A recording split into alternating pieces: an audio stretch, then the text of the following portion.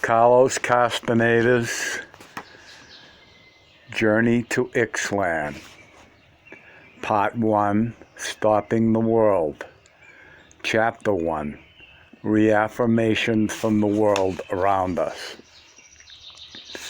"I understand you know a great deal about plants, sir," I said to the old Indian in front of me. A friend of mine had just put us in contact and left the room, and we had introduced ourselves to each other. The old man had told me that his name was Juan Mateus. "Did your friend tell you that?" he asked casually. "Yes, he did. I pick plants, or rather, they let me pick them," he said softly. "We're in the waiting room of a bus depot in Arizona. I asked him in very formal Spanish if he would allow me to question him. I said, 'Would the gentleman, caballero, permit me to ask some questions?' Caballero, which is derived from the word caballo, horse, originally meant horseman or a nobleman on horseback. He looked at me inquisitively. 'I'm a horseman without a horse,' he said with a big smile.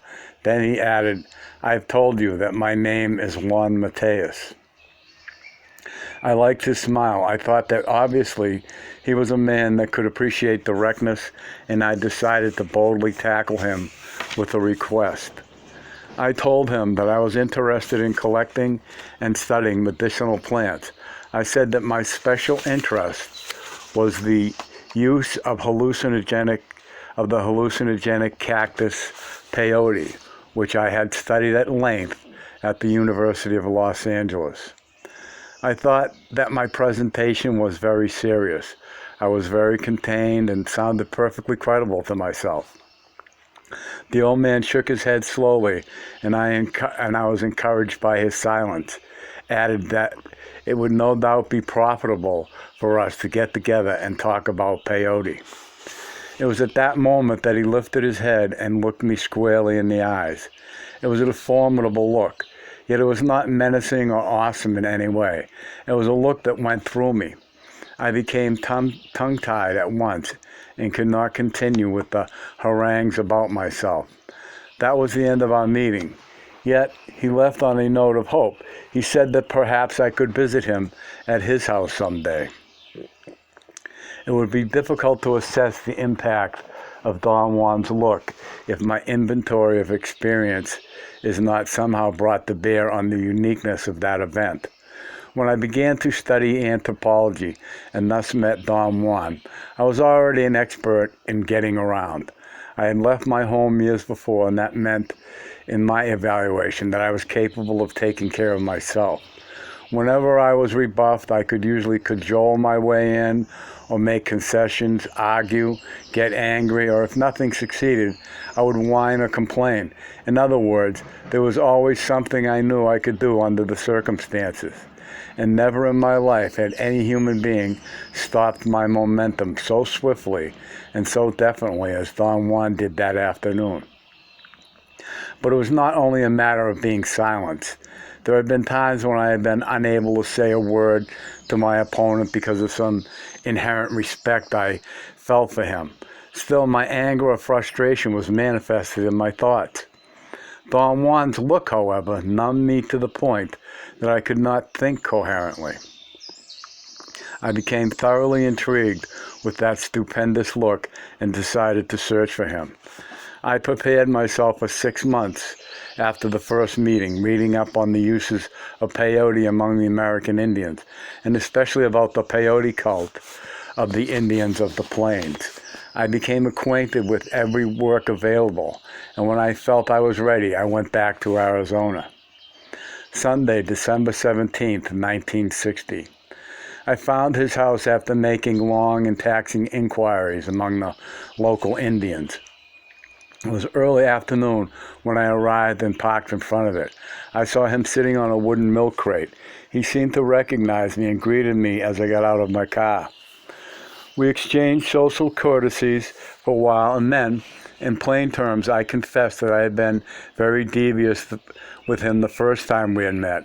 I had boasted that I knew a great deal about peyote, when in reality, I knew nothing about it.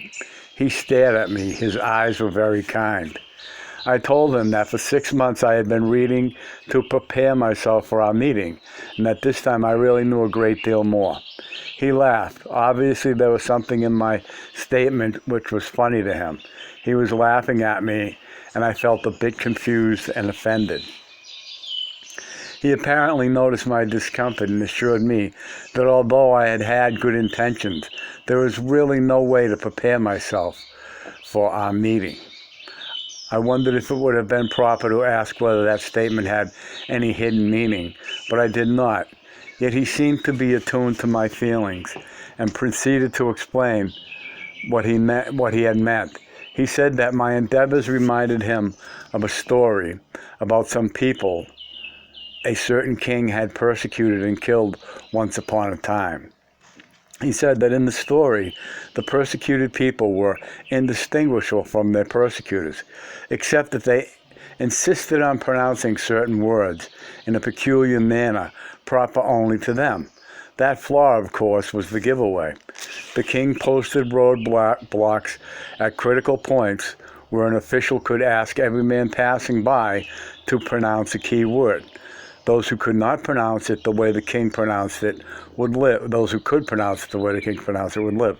But those who could not were immediately put to death. The point of the story was that one day a young man decided to prepare himself for passing the roadblock by learning to pronounce the test word just as the king liked it. Don Juan said with a broad smile that, in fact, it took the young man 6 months to master such a pronunciation. And then came the day of the great test. The young man very confidently came upon the roadblock and waited for the official to ask him to pronounce the word. At that point, Don Juan very dramatically stopped his recounting and looked at me. His pause was very studied and seemed to be corny to me, but I played along.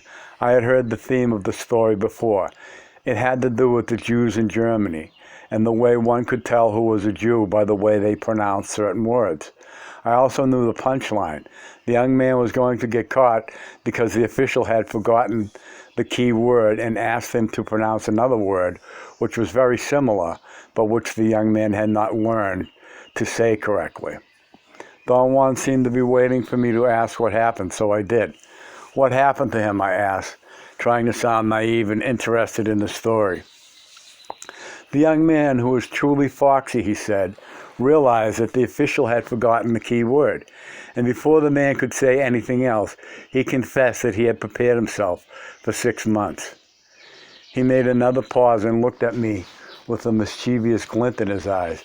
This time he had turned the tables on me.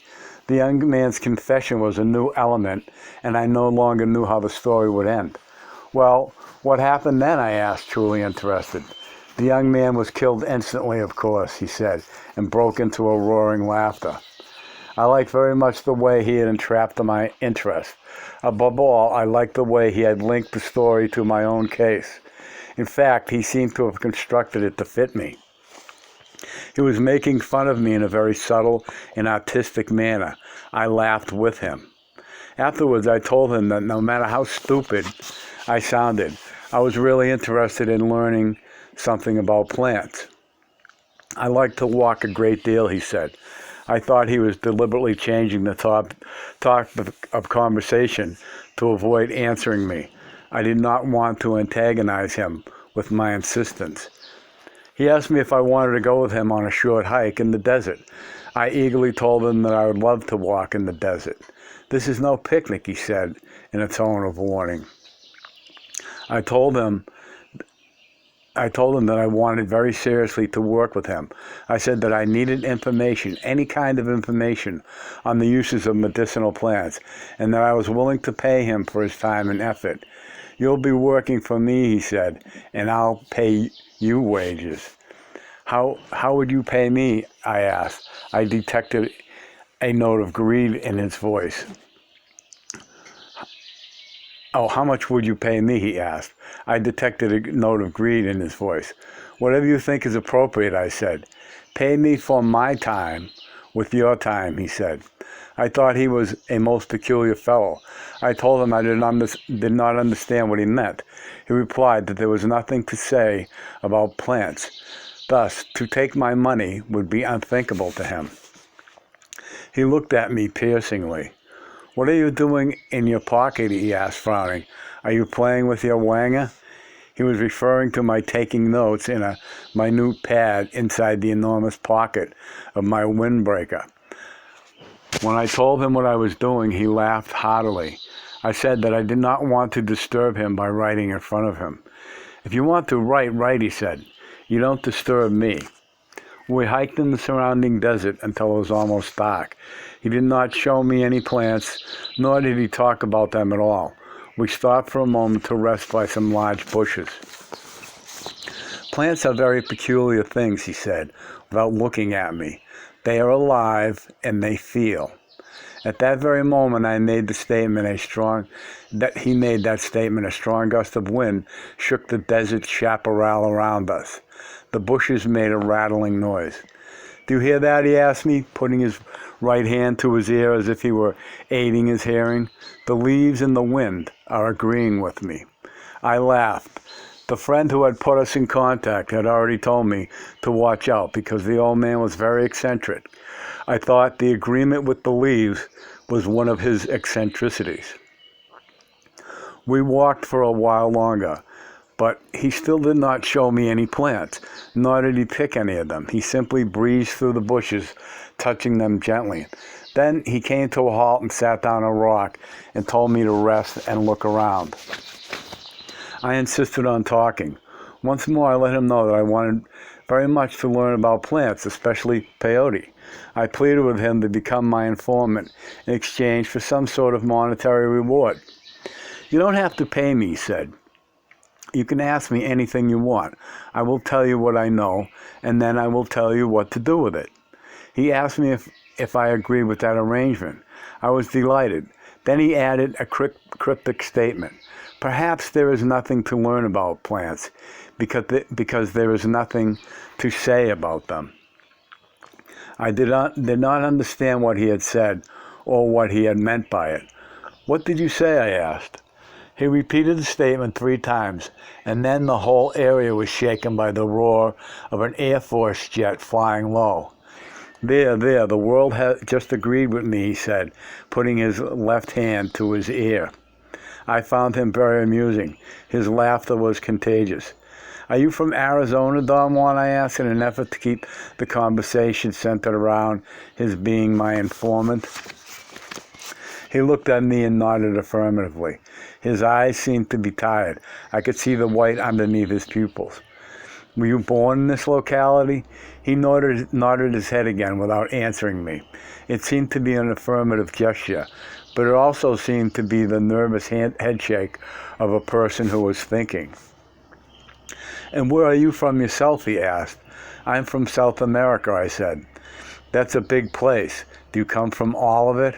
His eyes were piercing again as he looked at me. I began to explain the circumstances of my birth, but he interrupted me. "We are alike in this respect. I live here now, but I am really a Yaqui from Sonora." "Is that so? I myself come from—" He did not let me finish. I know, he said. "You are who you are, from wherever you are. I am a Yaqui from Sonora." His eyes were very shiny, and his laughter was strangely unsettling. He made me feel as if he had caught me in a lie. I experienced a peculiar sensation of guilt. I had the feeling he knew something I did not know or did not want to tell me. My strange embarrassment grew. He must have noticed it, for he stood up and asked me if I wanted to go eat in a restaurant in town. Walking back to his home and then driving into town made me feel better. But I was not quite relaxed. I somehow felt threatened, although I could not pinpoint the reason. I wanted to buy him some beer in the restaurant. He said that he never drank, not even beer. I laughed to myself. I did not believe him. The friend who had put us in contact had told me that the old man was plastered out of his mind most of the time. I really did not mind if he was lying to me about not drinking. I liked him. There was something very soothing about his person. I must have had a look of doubt on my face, for he then went on to explain that he used to drink in his youth, but that one day he simply dropped it. People hardly ever realize that we can cut anything from our lives anytime. Just like that, he snapped his fingers. Do you think that one can stop smoking or drinking that easily, I asked. Sure, he said with great conviction. Smoking and drinking are nothing. Nothing at all if we want to drop them. At that very moment, the water that was boiling in the coffee percolator made a loud perking sound. Hear that, Don Juan exclaimed, with a shine in his eyes. The boiling water agrees with me. Then he added after a pause, a man can get agreements from everything around him. At that crucial instant, the coffee percolator made a truly obscene gurgling sound. He looked at the percolator and softly said, "Thank you," nodded his head, then broke into a roaring laughter. I was taken aback. His laughter was a bit too loud, but I was genuinely amused by it all. I was genuinely amused by it all. My first real session with my informant ended then. He said goodbye at the door of the restaurant. I told him I had to visit some friends and I would like to see him again at the end of the following week. When will you be home, I asked. He scrutinized me. Whenever you come, he replied. I don't know exactly when I can come. Just come then, and don't worry. But what if you're not in? I'll be there, he said, smiling, and walked away. I ran after him and asked him if he would mind my bringing a camera with me to take pictures of him and his house. That's out of the question, he said with a frown. How about a tape recorder? Would you mind that? I'm afraid there's no possibility of that either. I became annoyed and began to fret. I said I saw no logical reason for his refusal. Don Juan shook his head negatively. Forget it, he said forcefully. If you still want to see me, don't ever mention it again. I staged a weak final complaint. I said that pictures and recordings were indispensable to my work. He said that there was only one thing which was indispensable for anything we did. He called it the spirit. One can't do anything without the spirit, he said, and you don't have it. Worry about that and not about pictures. What do you... He interrupted me with a movement of his hand and walked backwards a few steps. Be sure to come back, he said softly, and waved goodbye. End of chapter.